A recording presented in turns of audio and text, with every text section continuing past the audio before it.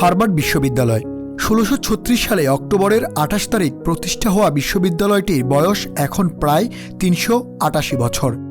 এর প্রথম দাতা জন হার্ভার্ডের নাম অনুসারে এর নামকরণ করা হয়।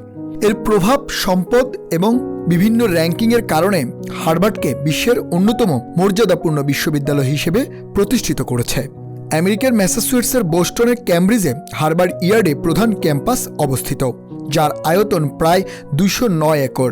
হার্ভার্ডের বর্তমান আর্থিক তহবিলের পরিমাণ প্রায় ৫৩ বিলিয়ন ডলারের উপরে, যেটি এই বিশ্ববিদ্যালয়কে করেছে বিশ্বের অন্যতম ধনী বিশ্ববিদ্যালয়। এই বিশ্ববিদ্যালয়ের গ্রন্থাগারে ২০ মিলিয়নেরও বেশি বই রয়েছে। এটি বিশ্বের বৃহত্তম একাডেমিক গ্রন্থাগার।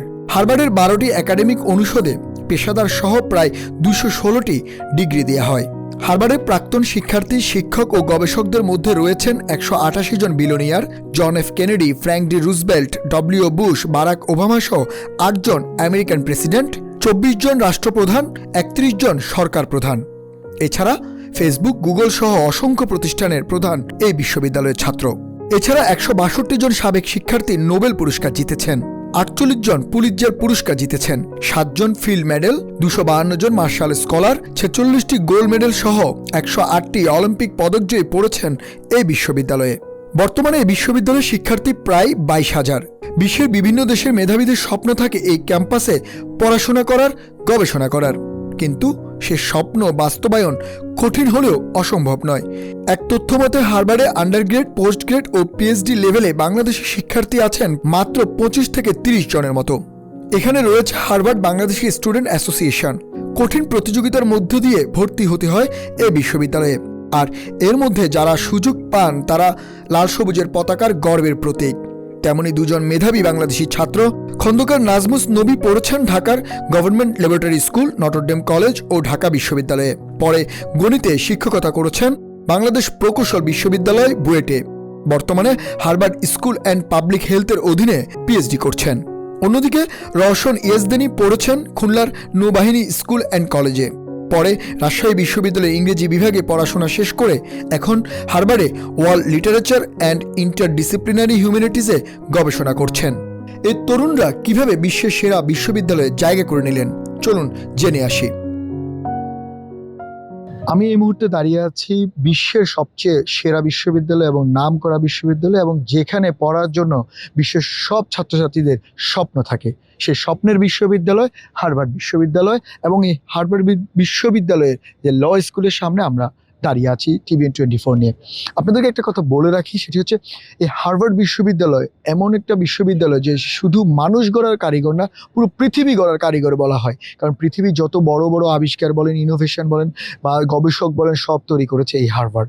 এখনও বিশ্বের বিভিন্ন অঞ্চলের ছাত্রদের কাছে এটি একটি স্বপ্নের বিশ্ববিদ্যালয়। যেমনটা ব্যতিক্রম নয় বাংলাদেশও। বাংলাদেশের এখনও প্রতিটি ঘরে বা প্রতিটি স্টুডেন্ট তার স্বপ্ন থাকে যে তার জীবনের কোনো এক সময় সে হার্ভার্ড বিশ্ববিদ্যালয়ে পড়বে। আমরা এই মুহূর্তে সে হার্ভার্ড বিশ্ববিদ্যালয়ে আছি, যেখানে আসলে ১০,০০০ স্টুডেন্ট পড়াশোনা করে প্রায়।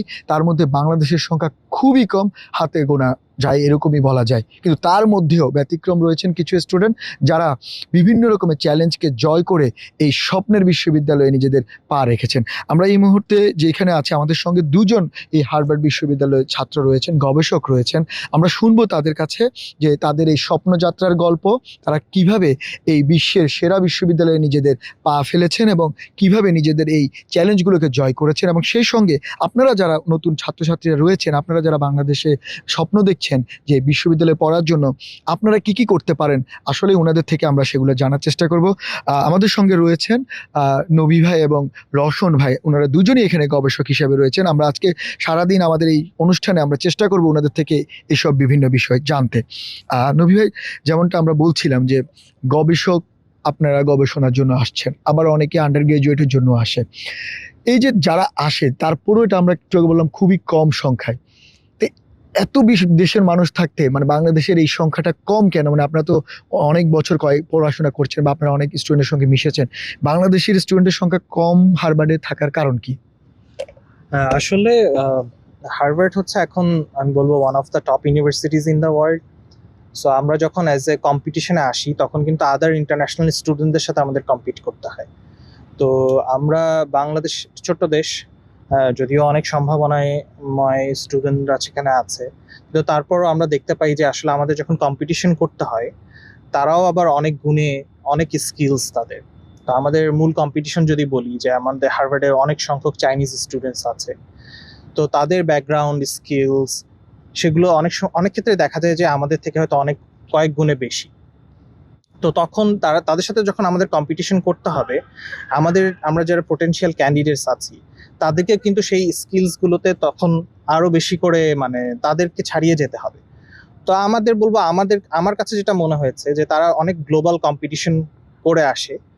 তো আমাদের ক্ষেত্রে এখন ওপেন আপ হচ্ছে। আমি জানি যে আমি যেহেতু বুয়েটে শিক্ষকতা করেছি, বুয়েটের অনেক স্টুডেন্টসরা অনেক গ্লোবাল কম্পিটিশনে যাচ্ছে। তারা অনেক ধরনের সম্মান বয়ে আনছে আমার দেশের জন্য। তো আমরা বলবো যে আমাদের এই রিজিয়নগুলো আরো ওপেন করতে হবে, আমরা যাতে আরো গ্লোবাল কম্পিটিশনে যেতে পারি, নিজেদেরকে প্রমাণ করতে পারি। এবং তখন আমি বলবো অ্যাজ এ ক্যান্ডিডেট, বাংলাদেশ থেকে যখন একটা ক্যান্ডিডেট আসবে, তখন ইন্টারন্যাশনালি যেন রেকগনাইজড হয় এবং তারও যেন এরকম স্ট্রং একটা প্রোফাইল থাকে। তাহলে নিশ্চয়ই আমি বলবো যে আস্তে আস্তে বাংলাদেশি শিক্ষার্থীদের সংখ্যা এখানে বাড়বে। এত ইউনিভার্সিটি থাকতে হার্ভার্ডকে কেন চুজ করলেন? আচ্ছা, না, আপনি কেন চুজ করলেন? না আমি যখন আমার বাইরে আসার ইচ্ছা ছিল, যখন থেকে আমি মাস্টার্স পরীক্ষা দিলাম। সো আমার প্রফেসররা বলছিলেন যে তুমি বাইরে যে একটা পিএইচডি নিয়ে আসো। তো তখন থেকে আমার মনে হচ্ছিল যে আমি যদি বাইরে যাই, কারণ আমি যেই ফিল্ডে কাজ করি, তা আমার ফিল্ডের কাজটা ছিল তখন থিওরিটিক্যাল, কিন্তু এই কাজগুলোকে যখন আরো ইমপ্লিকেশনে নিয়ে যেতে চাই প্র্যাকটিক্যালি, তখন হচ্ছে ডেটা বেসড কাজ করতে হয়। তো আমার মূল আইডিয়াটাই ছিল যে এভিডেন্স বেসড পলিসি মেকিং। তো এভিডেন্স বেসড মানেই হচ্ছে আপনার ডেটা ড্রিভেন হতে হয়। তো তখন থেকে আমাদের দেশের আসলে এই মেডিকেল রিলেটেড ডেটার অনেক অপ্রতুলতা। তো ওই জায়গা থেকে তখন আমার প্রফেসরদের সাথে আমি কমিউনিকেট করি এবং তখন বললো যে আসলে ইউএসএতে যেমন হার্ভার্ডের যেই সুযোগটা বেশি, সেটা হচ্ছে যে অনেকগুলো হসপিটালের সাথে তাদের ডেটা ব্যাংক আছে এবং তারা ডেটাটাকে শেয়ার করে উইদিন দ্য কমিউনিটি। তো এটা ছিল একটা বড় সুযোগ আমার জন্য। তো আমি কিন্তু 13টা ইউনিভার্সিটিতে অ্যাপ্লিকেশন করেছিলাম এবং তার মধ্যে 6টা আইভি লিগ ইউনিভার্সিটি ছিল। কিন্তু প্রথমেই হচ্ছে হার্ভার্ড আমাকে রিচ আউট করে। তখন তারা প্রথমে আমাকে একটা ওপেন হাউসে ইনভাইট করে। ওদের 2 স্টেপ প্রসেস অ্যাডমিশনের জন্য। প্রথম প্রসেসে হচ্ছে ওপেন হাউসের জন্য কল করে এবং ওপেন হাউস থেকে একটা পার্সেন্টেজ তারা ফাইনালি সিলেক্টেড করে। এখানে অ্যাপ্লিকেশন প্রসিজারের সবচেয়ে বেশি ওয়েটেজ থাকে হচ্ছে রিসার্চে, যে আসলে একটা স্টুডেন্ট কতটা রিসার্চ এক্সপিরিয়েন্স নিয়ে এখানে আসতেছে। কারণ মূল কাজ আমার পিএইচডি বলি, মাস্টার্সে বলি, সো তারা রিসার্চ ফোকাসড পড়াশোনা হয় এখানে। তো একটা স্টুডেন্ট যতটা বেশি ট্রেইনড আপ হয়ে আসবে এখানে, তার বলবো যে সম্ভাবনাটা তত বেশি। তো আমার ক্ষেত্রে যেটা হয়েছে যে আমাদের অনেক সীমাবদ্ধতা আছে, লিমিটেড রিসোর্সেস। আবার বললাম যে আমাদের ডেটাও আমাদের দেশে এত ভালো সিস্টেম নাই, স্ট্রাকচার করা নাই। তো এগুলো ছিল চ্যালেঞ্জ। কিন্তু আমি যখন আমার যতটুকু রিসোর্স আছে, সেটাকে আপনি in the best way possible কিভাবে ইউজ করতেছেন, এটাও তারা দেখতে চায়। সো আমরা যখন এরকম একটা ব্যাকগ্রাউন্ড থেকে আসতেছি, আন্ডার প্রিভিলেজড, এবং আমাদের অনেক সুযোগ সুবিধা নাই, কিন্তু তারপরও অতটুকু লিমিটেড রিসোর্সকে আপনি কিভাবে ইউজ করছেন, এটা অনেক বেশি ইম্পর্টেন্ট। তো আমার কাছে থিওরিটিক্যাল নলেজ ডেভেলপমেন্টটা মনে হয়েছে যে আমার সিস্টেম স্ট্রাকচারের মধ্যে এটা পসিবল। তো আমি চেষ্টা করেছি আমার জায়গা থেকে যে আমার থিওরিটিক্যালি আরো বেশি নিজেকে তৈরি করা, এবং পরবর্তীতে এই থিওরিগুলো আমি যাতে যখন ডেটা আমি পাবো সেখানে যাতে অ্যাপ্লাই করতে পারি। তো এই বিষয়টা আমার মাথায় তখন ছিল এবং এইভাবে আমি নিজেকে প্রস্তুত করেছি। সো আমার যখন এখানে আসি, আমার 6টা পাবলিশড পেপার ছিল এবং ভালো জার্নালে, যেটা আমরা বলি যে Q1 জার্নালে পাবলিশ করা। সো এবং ওইভাবেই আমি আমার স্টেটমেন্ট অফ পারপাস লিখেছিলাম যে আসলে আমার যতটুকু সীমাবদ্ধতা ছিল, এবং ওই সময় আমার যখন আসার কথা ছিল তখন আসলে কোভিড হিট করে, এবং তখন আমাদের বিশেষ করে অনেক কান্ট্রির জন্যই বিভিন্ন অনলাইন যে এডুকেশন প্ল্যাটফর্মগুলো, তারা অনেক কোর্স ওপেন করে দেয়। সো আমি কোর্সেরাতে অনেকগুলো কোর্স করি, এবং জন হপকিন্স এই বড় বড় ইউনিভার্সিটি তারা তখন কোর্স লঞ্চ করে যেগুলো ফ্রি ছিল। তা আমি মনে করেছি যে যখন আমার এই কোভিডের সময় আমরা ঘরে বন্দি, তখন আমার কাছে মনে হয়েছে যে এই অনলাইন লার্নিং আমার জন্য আমি ওই চ্যালেঞ্জগুলোকে অপরচুনিটিতে কনভার্ট করার ট্রাই করেছি, এবং এভাবেই তখন আমি আমার এসওপিতে লিখেছিলাম যে আমি কিভাবে চ্যালেঞ্জগুলোকে কনভার্ট করেছি অপরচুনিটিতে। তো অনেক চ্যালেঞ্জ ছিল, আমরা সবসময় অনেক চ্যালেঞ্জে পড়ি, কিন্তু এইগুলোকে কিভাবে অপরচুনিটিতে কনভার্ট করা যায় আমার মনে হয় এটা সবচেয়ে বড় জিনিস। এবং তারাও এই জিনিসটাই দেখতে চায় যে আসলে বিভিন্ন চ্যালেঞ্জ, কারণ পিএইচডি জানি আমি এখনো অনেক চ্যালেঞ্জ ফেস করতেছি, বাট সেই চ্যালেঞ্জগুলোকে আমি আসলে কিভাবে নিজে প্রস্তুত হয়ে নিজে ট্রেন্ড আপ হয়ে এগুলোকে অপরচুনিটিতে কনভার্ট করছি এবং বেটার আউটকাম নিয়ে আসতেছি, এই জিনিসগুলো আমার মনে হয় সবচেয়ে বেশি ইম্পর্টেন্ট। অ্যাজ এ স্টুডেন্ট আমি যখন চিন্তা করব, তো আমাকে আসলে অনেক ধরনের স্কিলস ডেভেলপমেন্টের দিকে ফোকাস করতে হবে।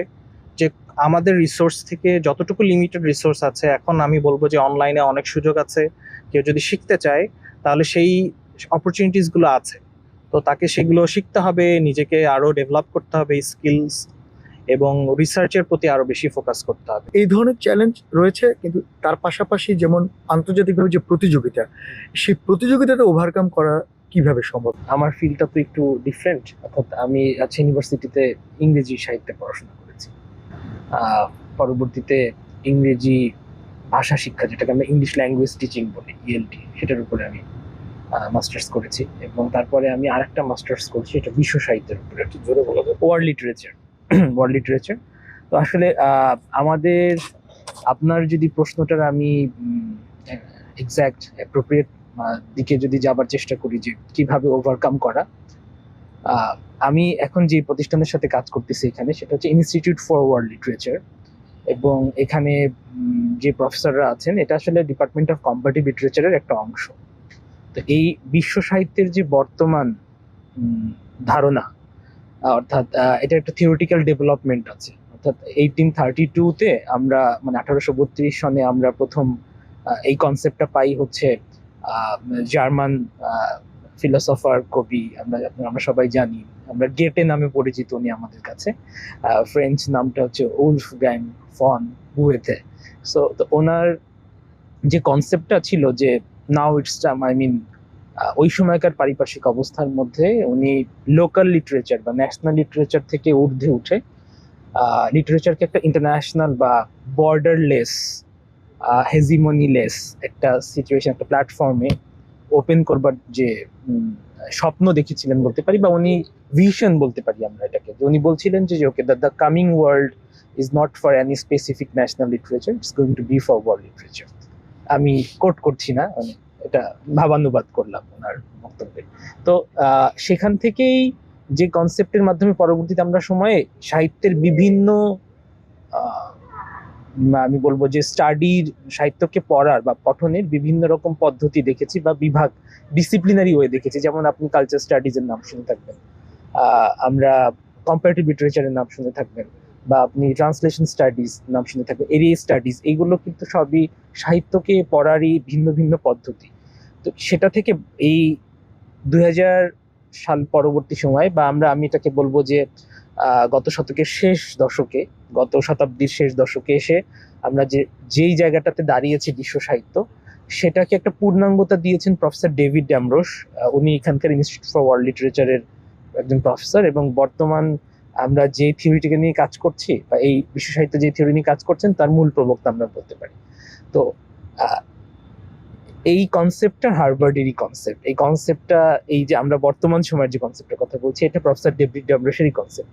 সো আমি যখন ওনার কনসেপ্ট নিয়ে কাজ করেছি, তখন ওনাকে রিচ করতে আমার জন্য সুবিধা হয়েছে। এটা আমি আমার ব্যক্তিগত জায়গা থেকে বললাম, কিন্তু মেসেজটা হচ্ছে এরকম যে যদি আমার দেশের কোনো একজন শিক্ষার্থী বা গবেষক, সে যদি তার এরিয়াটাকে চুজ করতে পারে, এবং সেই এরিয়ায় যে প্রফেসর খুবই ভালো করেন বা করছেন, বা আমরা এটা ইজিলি আমরা জানতে পারি যে এই থিওরিটা নিয়ে বা এই সেক্টরটা নিয়ে কোন প্রফেসর ভালো কাজ করছেন, ভালো লেখালেখি করছেন, এবং তার সঙ্গে যদি যোগাযোগ করতে পারি, এবং আমার নিজের কাজের যে পোটেনশিয়াল বা যে সম্ভাবনা, সেটাকে যদি তার সামনে ভালোভাবে বা উপস্থাপন করতে পারি, আমার মনে হয় এটা আমরা ওভারকাম করতে পারবো, বা আমাদের জন্য সুযোগ থাকবে। এর পাশাপাশি অবশ্যই তো কিছু ফ্যাক্টর কাজ করে, সেটা হচ্ছে ভাষাগত দক্ষতা, যোগাযোগের দক্ষতা। মানে আমরা হয়তো অনেকেরই আইএলটিএস বা টফেলে অনেক ভালো মার্কস থাকা সত্ত্বেও সে কিন্তু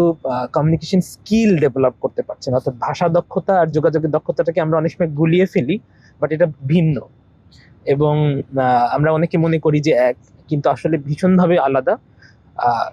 যোগাযোগের দক্ষতাটাকে আমি অনেক বেশি প্রাধান্য দেব, যে আপনি কিভাবে একজন পটেনশিয়াল সুপারভাইজারের সাথে যোগাযোগ করবেন। আহ, আপনি আমি যদি একটা ছোট্ট এক্সাম্পল দেই, যে আমি আমরা তো মানে একজন প্রফেসরকে নক করব, তাহলে আমি ওনার সম্বন্ধে তেমন কিছু জানি না, ওনার লেখালেখি বা ওনার পড়া সম্বন্ধে জানি না, শুধু জানি যে উনি একজন খুব বিখ্যাত প্রফেসর।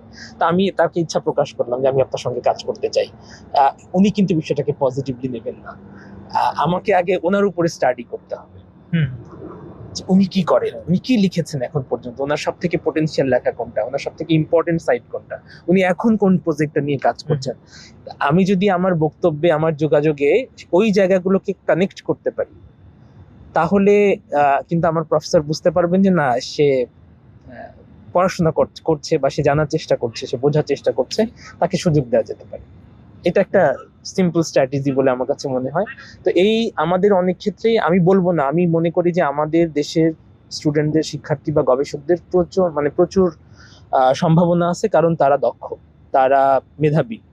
আমি আমি আমি মনে করি যে আমার থেকে অনেক মেধাবী শিক্ষার্থী আমি আমার বিভাগে দেখেছি আছেন।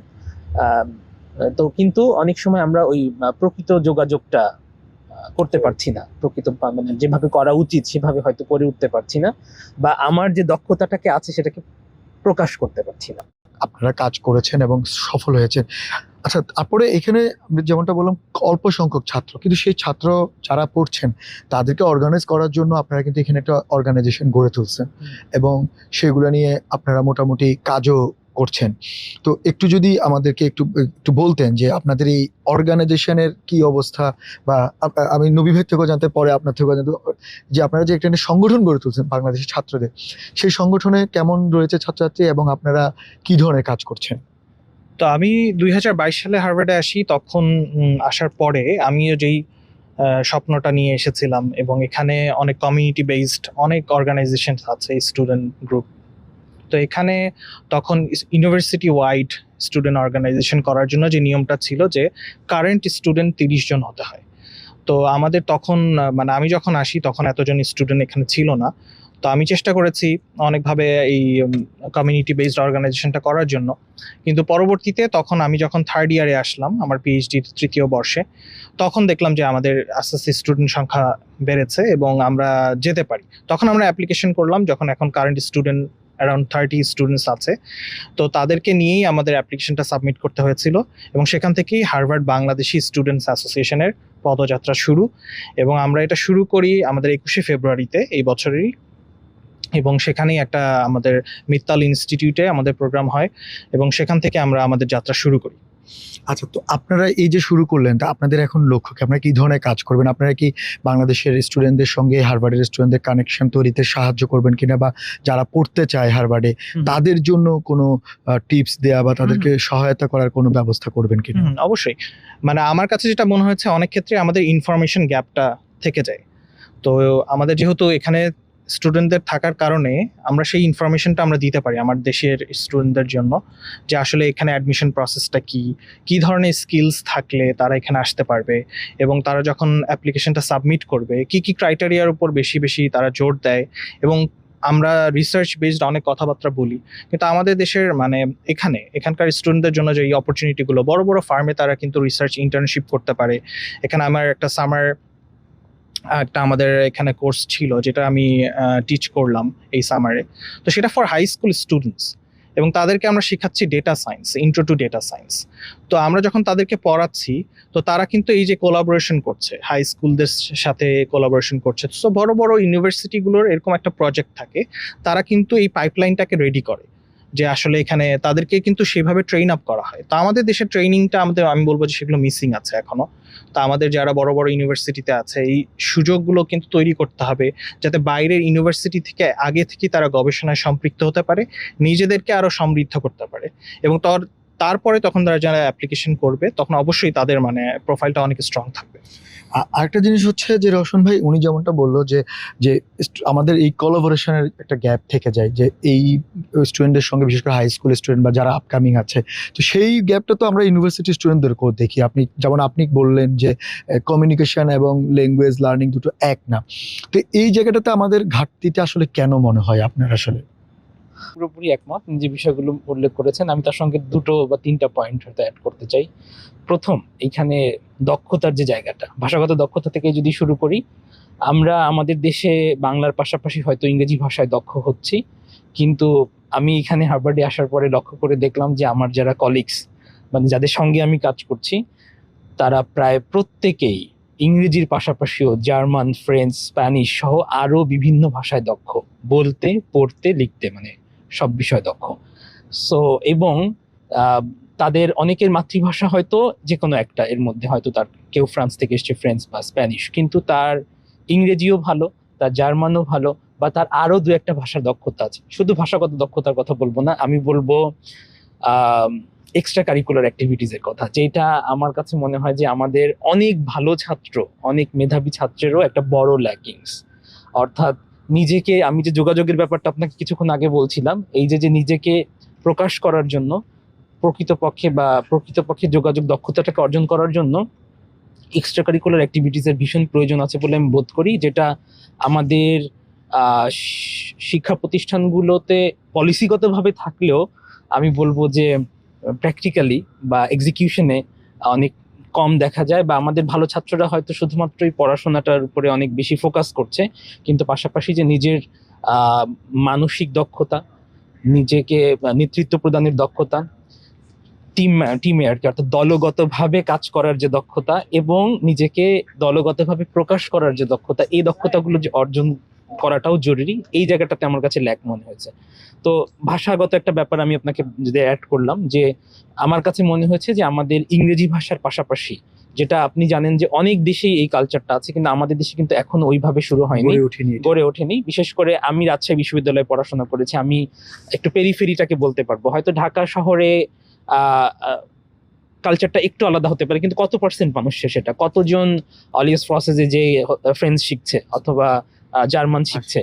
সো আমি মনে করি যে এই জায়গাটাতে আমাদেরকে দক্ষ হওয়া উচিত, অর্থাৎ ইংরেজি, বাংলা ইংরেজি তো থাকবেই, আদার অন্য ভাষা আরো অন্তত 2 বা 3টা ভাষায় দক্ষতা অর্জন করা আপনি একটা প্রয়োজন। কথা বললেন যে এক্সট্রা কারিকুলাম অ্যাক্টিভিটিস, এখন এক্সট্রা কারিকুলাম অ্যাক্টিভিটিস বলতে আমাদের দেশের স্টুডেন্টরা যেটা বুঝে যে এই পড়াশোনার পাশাপাশি খেলাধুলা বা অন্য কিছু, আপনার কি মনে হয় এক্সট্রা কারিকুলাম অ্যাক্টিভিটিস এর মধ্যে ব্যতিক্রম কিছু রয়েছে কিনা, বা মানে সেটা যদি একটু বলেন। আমি রাজশাহী বিশ্ববিদ্যালয়ে group of liberal debaters gold নামে একটা প্রতিষ্ঠানের সঙ্গে জড়িত ছিলাম, তার পাশাপাশি association for culture and education S নামে একটা প্রতিষ্ঠানের সঙ্গে জড়িত ছিলাম।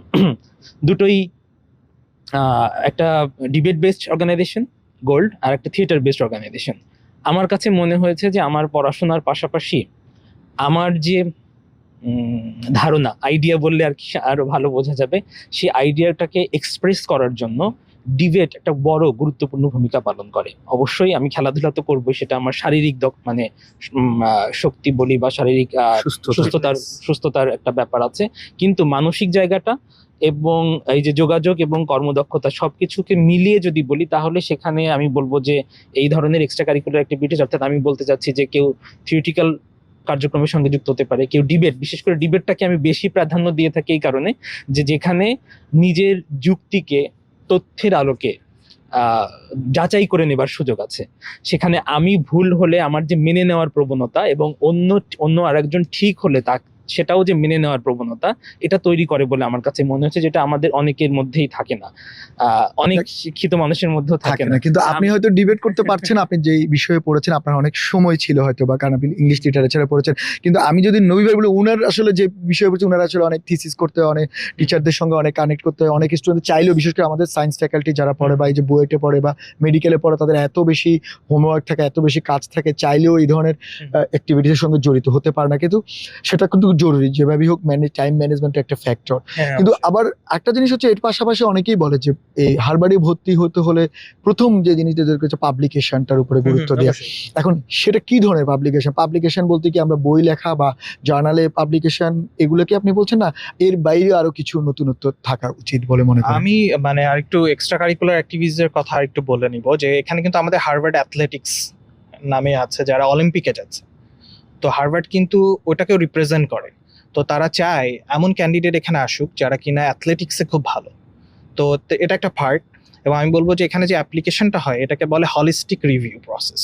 মানে তারা একটা ক্যান্ডিডেটকে সব দিক দিয়ে যাচাই করে এবং সব দিক দিয়ে বোঝার চেষ্টা করে যে সে আসলে কত দিক দিয়ে সে এক্সপার্ট। কতগুলো স্কিলস তার মধ্যে আছে। কারণ আমাদেরকে কিন্তু এখানে পড়াশোনার বাইরেও অনেক কিছু প্রেশার ম্যানেজমেন্ট স্কিলস আছে।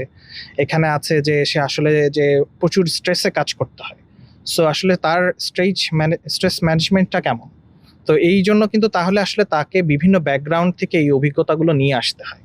তো এখানে তারা যেমন চায় যে আমার ডিরেক্টর সবসময় আমাকে বলে যে we are building leaders, future leaders. তো আমার একটা training program, this is a training program for you guys and we are preparing the future leaders.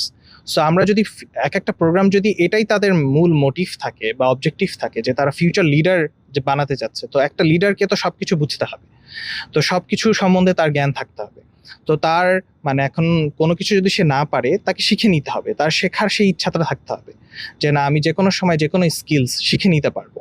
তো যেটাকে আমরা বলি যে অ্যাডাপ্টেশন, তো অ্যাডাপ্টেবিলিটি তার কেমন এবং যে কোনো অবস্থায় সে কি, তো এগুলো আমরা বিভিন্ন এক্সপেরিয়েন্স থ্রুতে দেখতে চাই।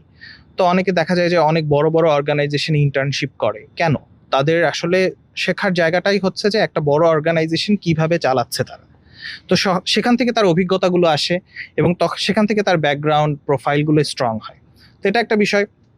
আর আপনি যেটা বলছিলেন যে এটার পাশাপাশি আমাদের যে পাবলিকেশন, তো পাবলিকেশনের গুরুত্বটা হচ্ছে যে দেখে তারা যে আমি যেটা শুরুতেই বলেছি যে research experience, strong research experience.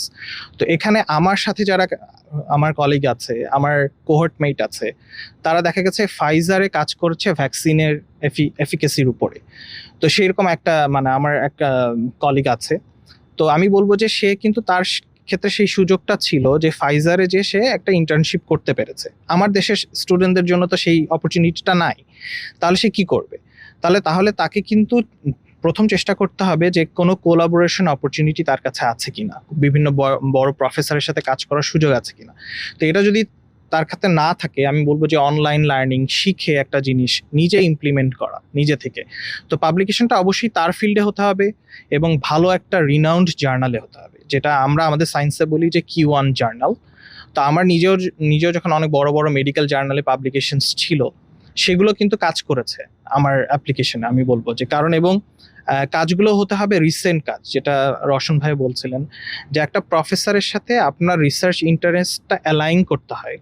তো অ্যালাইন করতে হলে আপনার কিন্তু ওই রিসার্চটা বুঝতে হবে, সেই রিসার্চে কাজ করার দক্ষতা থাকতে হবে এবং তখন আপনি সেই প্রফেসরের কাছে, কারণ প্রফেসর এখন মানে যেই প্রফেসরগুলো অ্যাপ্লিকেশন দেখে তারা চায় যে কেউ একজন এসেই আমার সাথে কাজ করা শুরু করে দিবে, তাকে শেখানোর মতো সময় বা সেই ধরনের কিন্তু ক্যাপাসিটি একটা প্রফেসরের, হার্ভার্ড প্রফেসরের নাই। তো সে যাতে এসেই অ্যালাইন করতে পারে, তো কে অ্যালাইন করতে পারবে? যদি তার সেই ধরনের কোয়ালিটিস থাকে, রিসার্চ এক্সপেরিয়েন্সেস থাকে, সবকিছু তার যদি মিলে, তখন সে প্রফেসরের সাথে এসেই কাজ করা শুরু করে দিতে পারবে এবং এটা এখানকার প্রফেসররা চায়। তো সেই ধরনের রিসার্চ ব্যাকগ্রাউন্ড থাকতে হবে, প্রোফাইল থাকতে হবে, এক্সপেরিয়েন্সেস থাকতে হবে, যাতে এখানে এসেই সে কাজ শুরু করতে পারে। তাহলে অবশ্যই তাকে সেই প্রফেসরের রিসার্চ সম্পর্কে আগে থেকেই ধারণা থাকতে হবে এবং সেই রিসার্চ তাকে বুঝতে হবে। বাংলাদেশকে কিন্তু আপনারা ভুলতে পারছেন না, এত কিছুর পরও বাংলাদেশ নিয়ে আপনারা চিন্তা করছেন। একটু আপনাদের এই বাংলাদেশ নিয়ে পরিকল্পনার কথা জানবো একটু। আমাদের সঙ্গে যদি বলতেন যে আপনাদের তো অনেকে বলে যে পড়াশোনা করে হার্ভার্ডে চলে গেল, পড়াশোনা শেষ করে বাংলাদেশে ফিরে আসবে কিনা বা বাংলাদেশ নিয়ে কিছু করবেন কিনা। তো যদি আমাদের একটু ছোট্ট করে বলতেন যে আপনারা তো আসলে বাংলাদেশের জন্য রত্ন বা বাংলাদেশের গর্বের জায়গা, খুব কম স্টুডেন্ট এখানে আসছে, সেখানে আপনারা আছেন। তো পরবর্তীতে আপনারা যখন শেষ করবেন আপনার পড়াশোনা, তো বাংলাদেশ নিয়ে আসলে কি করার পরিকল্পনা রয়েছে বা কি করতে চান, আপনারা কি ধরনের স্বপ্ন দেখেন? না, আমি আসলে স্বপ্নের জায়গাটা কিন্তু সবসময় থাকে। তো আমাকে আমার প্রফেসরকেই উদ্ধৃতি দিয়েই বলি যে আসলে সে সবসময় বলে যে তুমি শর্ট টার্ম গোল কি এবং লং টার্ম গোল এবং অ্যাচিভেবল গোল কোনগুলো, সেভাবে চিন্তা করা। আমি বলবো যে আমার দেশের শিক্ষা ব্যবস্থাকে ঢেলে সাজানো, এটা আমার হয়তো মানে আমার one of the top priorities থাকবে। যে আমরা যে আসলে এখানে ইউএস এর এডুকেশন সিস্টেমটা যদি বলি, কেন এত ডিসিপ্লিন এবং কেন তারা এত ভালো করছে, তো এটার পেছনে নিশ্চয়ই একটা স্ট্রাকচার আছে। সেই স্ট্রাকচারটা যখন দাঁড়ায়, একটা ফাউন্ডেশন স্ট্রং থাকে, সেখান থেকে কিন্তু ভালো আউটপুট আমরা নিয়ে আসতে পারি। তো অবশ্যই আমি বলবো যে আমার দেশের শিক্ষা ব্যবস্থা নিয়ে কাজ করার ইচ্ছা আমার কাছে আছে এবং আমি আসলে এখানকার যে এক্সপেরিয়েন্সেসগুলো আছে সেগুলো আসলে ইমপ্লিমেন্ট করতে চাই আমার দেশে। এবং আমরাও যেটা বলি যে শিক্ষা ব্যবস্থা এমন একটা জিনিস যে আপনি একটা আইডিয়াল নিয়েই যে আপনার দেশে ইমপ্লিমেন্ট করতে পারবেন এমন না। আপনাকে কনটেক্সটটাও বুঝতে হয় যে একটা দেশের কি কি রিসোর্সেস আছে, এবং একটা সেভাবেই একটা অ্যাডাপটিভ প্ল্যান জেনারেট করতে হয় যাতে আমার দেশের মানুষও সেখান থেকে উপকৃত হয়, একটা বেটার সিস্টেমের দিকে আমরা যেতে পারি। এবং সিস্টেমের চেঞ্জ কিন্তু একদিনে আনা সম্ভব নয়।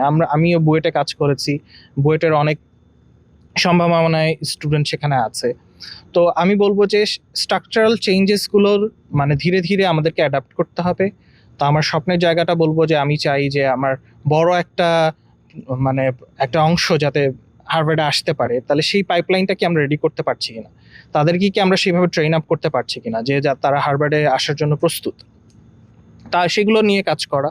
তো এবং সেটা একটু নিচু স্তর থেকে শুরু করতে হবে, প্রাইমারি লেভেল থেকেই কিন্তু তাদেরকে সেভাবে ট্রেন আপ করতে হবে। তাদের আমি বলবো যে স্ট্রাকচারাল চেঞ্জেসগুলোকে সেভাবে আমাদেরকে ডিজাইন করতে হবে যাতে আমরা একটা বেটার এডুকেশন সিস্টেম দেখতে পারি। তো এটাই আমি বলবো আমার বাংলাদেশকে নিয়ে কাজ করার মানে স্বপ্ন। এটা একটা পার্ট, আর একটা পার্ট হচ্ছে আরো বেটার গবেষণা করা, রিসার্চের জায়গাটা ডেভেলপ করা। কারণ রিসার্চের অন্যতম বিষয়টা হচ্ছে ফান্ডিং। তো এই যে এখন আমাদের হার্ভার্ডে হচ্ছে কেন এত অনেক ভালো রিসার্চ হচ্ছে, কারণ এখানে প্রচুর ফান্ডিং আছে বলেই আমার এখানে কিন্তু রিসার্চগুলো সাস্টেইন করছে, বিভিন্ন প্রজেক্ট কিন্তু সাস্টেইন করছে। একটা প্রফেসরও কিন্তু কাজ করছে ফান্ডিং বেসডেই, তার যেসব প্রজেক্টে ফান্ডিং এসেছে সেগুলো নিয়েই কিন্তু সে কাজ করছে। তো আমার দেশের অবশ্যই ফান্ডিংটা ডেভেলপ করতে হবে। আমরা কিভাবে আরো কোলাবোরেশন করে ফান্ডিং নিয়ে আসতে পারি বাইরে থেকে, এই জায়গাগুলোতে কাজ করা। আমাদের ইন্টারন্যাশনাল যাতে আমাদের রেকগনিশন আরো বাড়ে, যাতে বাইরে থেকে আরো বেশি ফান্ডিং আসে রিসার্চের জন্য। তো সেই বিষয়গুলোকে নিয়ে কাজ করার ইচ্ছা আছে আমার। বলছেন যে বাংলাদেশের শিক্ষা ব্যবস্থা পরিবর্তন হলে অনেক কিছুই পরিবর্তন হবে। এখন আপনার সব জায়গাটা জানতে চাচ্ছি যে যেমনটা উনি বললো যে নবী ভাই যে পরিবর্তন করতে চায় শিক্ষা ব্যবস্থা থেকে, আপনার এর বাইরে আর কোনো স্বপ্ন আছে কিনা বাংলাদেশকে নিয়ে, বা আপনি কি মনে করেন যে আমি একটু থামাচ্ছি যে কি করলে আসলে আমাদের বাংলাদেশে যে আমরা যে সবসময় বাংলাদেশে এইটা নাই ওটা নাই এরকম অনেকেই বলছেন, বা এই যে ল্যাকিংস এর কথা বলছেন, কিন্তু সম্ভাবনারও তো অনেক জায়গা রয়েছে বাংলাদেশে। তো আপনাদের মতো গবেষক যারা রয়েছেন তারা কিভাবে আমাদের দেশের এইসব কাজে লাগাতে পারেন, বা কিভাবে করলে আমাদের দেশের শিক্ষা ব্যবস্থা থেকে শুরু করে ইনফ্রাস্ট্রাকচার ডেভেলপমেন্ট থেকে অর্থনৈতিক উন্নয়ন থেকে শুরু করে আমাদের স্টুডেন্টদের যে উনি যেটা বলে দক্ষতা সেটা তৈরি হবে, এবং আন্তর্জাতিক পরিসরে আমরা আমাদের স্টুডেন্ট আরো বেশি প্রতিযোগিতায় সফল হতে পারবে। না, আসলে প্রকৃতপক্ষে বিষয়টা অনেক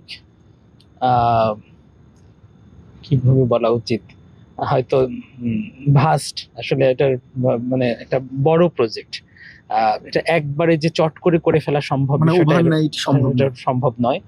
তো আমি যেভাবে মনে করি যে অল্প অল্প করেই শুরু করা, যেহেতু আমরা দুজনেই একাডেমিক সেক্টরে আছি, শিক্ষকতা করি, তো আমাদের লক্ষ্যগুলো বা উদ্দেশ্যগুলো অনেকটা কাছাকাছি, একই রকমই বলা যেতে পারে। যদি নতুন করে অ্যাড করতে হয় তাহলে সেক্ষেত্রে বলবো যে প্রথম বিষয়টা হচ্ছে যে এই যে আমরা যে এখানে আছি সেটাই প্রথম একটা বিষয়, যে আমাদেরকে দেখে হয়তো বা এরকম আরো যারা আছেন তাদেরকে দেখে আমাদের একটা বড় অংশ অনুপ্রাণিত হতে পারে, মানে ভেতর থেকে চাওয়ার একটা ব্যাপার আছে যে না আমি পারবো, যাব বা আমি করতে চাই। কারণ আমি এই মানসিকতা লক্ষ্য করেছি যে আমাদের অনেক ভালো শিক্ষার্থীদের মধ্যে ওই মানসিকতা আছে যে না আমি যেতটুকু আমার দেশে পেরেছি দ্যাটস এনাফ।